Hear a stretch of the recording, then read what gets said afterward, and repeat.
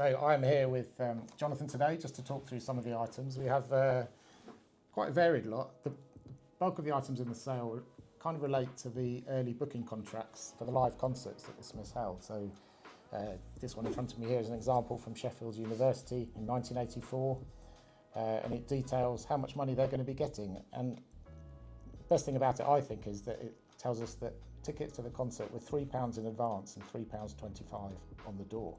And they wanted 24 lagers. Yes, and part of their rider was 24 lagers, 4 litres of orange juice and sandwiches for 6 people. Yeah. It gives you a bit of an insight into the early days of the Smiths, if you like.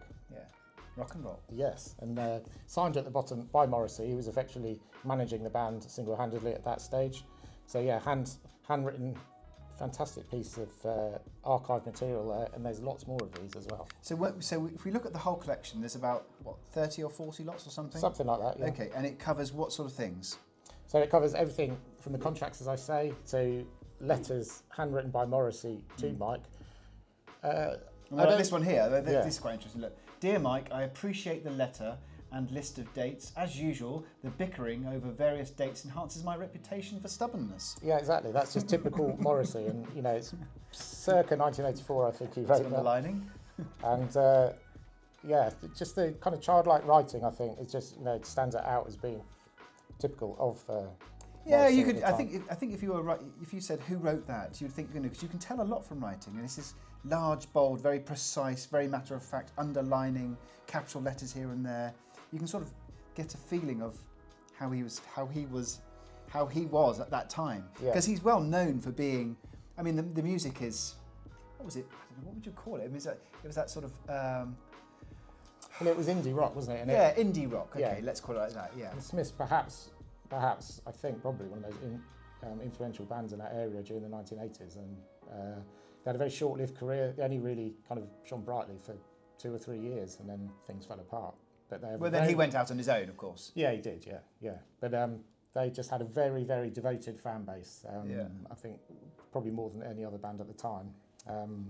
They actually encouraged people to come up on stage and invade the stage, whereas most bands wanted to keep the audience as far away as possible. Yes, there's something here. Which one was it? It was. Oh man. Yeah, there's one of the posters. That one there. Yeah. Okay. Let's say, Dear Michael, thoughts on Cardiff. No toilets, except public one. Dressing room 300 degrees below freezing point. Stage laughably small. Heavies mid-barrier were ultra heavy with happy fan crowd. Yeah. Because they wanted to be entertaining, and they wanted to. It was at a time still, because punk was around still, and the latter parts of that. And it was about audience interaction. Yeah, it was, I mean, people used to jump off the stage in those days. Nowadays, you're all sitting on fold-up seats and from a distance. Yeah, exactly. No, the whole thing's changed now, but yeah, it's a good insight into the period and certainly to the band themselves, but also Morris's personality, should we say. So what are we looking at value-wise for these things? I mean, you've got 40 lots.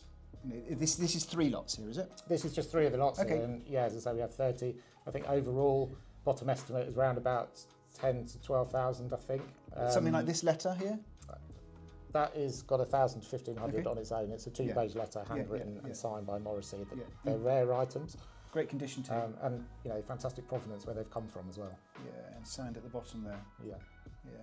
Fantastic. Well, I'm looking forward to this. So this is the 12th, did you say? Yes, it's the 12th of March. We put some of the items on preview already. The full catalogue will be available shortly, so please keep an eye on our website.